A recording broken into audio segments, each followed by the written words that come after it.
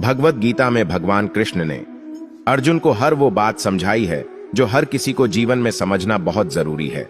आपको जिंदगी में जो कुछ भी चाहिए या आपकी जो कुछ भी समस्या है, आप श्रीमद् भागवत गीता की इन बातों को ठीक से सुन समझ लो। आपकी हर इच्छा पूरी होगी, हर मुश्किल आसान होगी और आपका हर दुख दूर होगा। भगवान श्री कृष्ण कहते हैं, किसी भी व्यक्ति या वस्तु को अपना मानना ही जीवन में आने वाले हर दुख, परेशानी और चिंता का कारण है। अगर मनुष्य यह जान जाए कि जो भी मुझे जीवन में मिला है वो मेरे इस्तेमाल के लिए है, पर मेरा नहीं है, वो मेरे पास भगवान की अमानत है और परिवर्तनशील है। चलिए एक कहानी के जरिए इस बात को और अच्छे तरीके से समझते हैं। एक नवयुवक समुद्र के किनारे खड़ा था, अपने समीप आती हुई ऊंची ऊंची लहरों का आनंद ले रहा था। अचानक एक लहर के साथ एक कीमती पत्थर उसकी तरफ आया, जिसे पाकर वह बहुत खुश हो गया और समुद्र के किनारे उससे खेलने लगा। खेलते खेलते अचानक वो पत्थर उसके हाथ से छूट गया और एक जाती हुई लहर उसे बहा कर ले गई। वह बहुत दुखी होने लगा और अपने को कोसने लगा।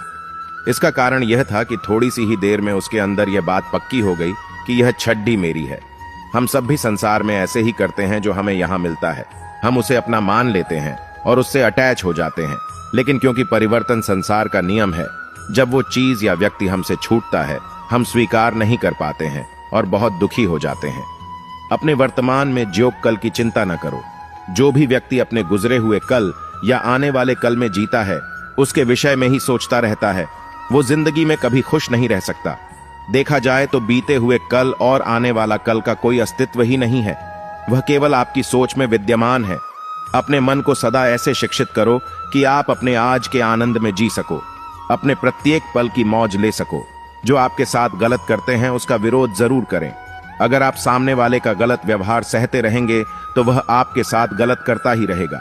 जब अर्जुन ने भगवान कृष्ण से कहा कि जिससे मैं युद्ध करने जा रहा हूं वह मेरे भाई और गुरुजन हैं और मेरे अंदर उनके साथ युद्ध करने का साहस नहीं है, तो कृष्ण भगवान ने अर्जुन का विवेक जागृत किया कि जिन्हें तू अपना मान रहा है वह सब पाप के पक्ष में खड़े हैं और अगर तू इनसे युद्ध नहीं करेगा तो समाज में पाप बरात जाएगा। क्योंकि जब गलत का कोई विरोध नहीं करता है तो सामने वाला गलत करने का से हकदार हो जाता है, और जब आप सब कुछ चुपचाप सहते रहते हो तो सामने वाले को बल मिलने लगता है, वह आपको कमजोर समझने लगता है। लेकिन जब आप उसके द्वारा किए गए अधर्म को रोक लेते हैं, उसका विरोध करते हैं, तब वह अपनी सीमा में रहना सीख जाता है। यह कलयुग है। अगर आप खुश रहना चाहते हैं तो आपको अपनी रक्षा खुद करनी होगी। रिश्ते हमें दुख नहीं देते हैं, पर उनके प्रति हमारा मोह हमें दुख देता है। आज से ही हम अपने मोह को छोड़कर प्रेम का सबक पक्का करें। मोह अपेक्षाओं से जुड़ा है, जबकि प्रेम केवल देना जानता है। मोह एक दो के लिए होता है जिन्हें हम अपना मानते हैं, प्रेम सबके लिए होता है। मोह से कमजोरी पैदा होती है, इसके विपरीत प्रेम से ताकत महसूस होती है। मोह में इंसान एक दूसरे को बांधने की कोशिश करता है, जबकि प्रेम एक दूसरे को फ्रीडम देता है।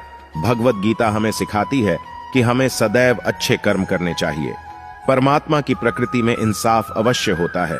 आपके द्वारा किए गए अच्छे कर्म आपको मुश्किल वक्त में परेशानी से बचाते हैं। इसी तरह आपके द्वारा किए गए गलत कर्म की सजा भी आपको जरूर मिलती है।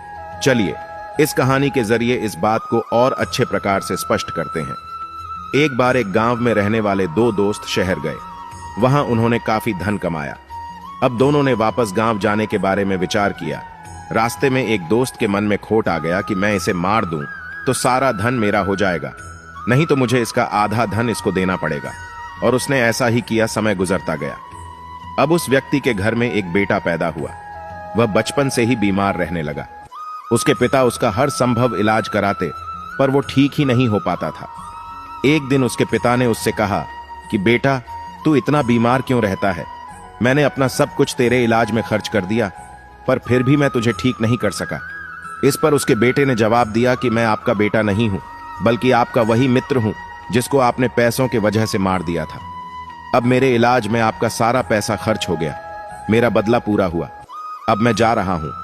भगवत गीता में श्री कृष्ण ने अर्जुन को यही सिखाया है कि क्षत्रिय होने के नाते जो तेरा कर्तव्य है, जो तेरे लिए सही है, वही काम कर। दुनिया के लोग ज्ञान और अज्ञान दोनों से चलते हैं, इसलिए तू दुनिया का अनुसरण ना कर, बल्कि सत का अनुकरण कर।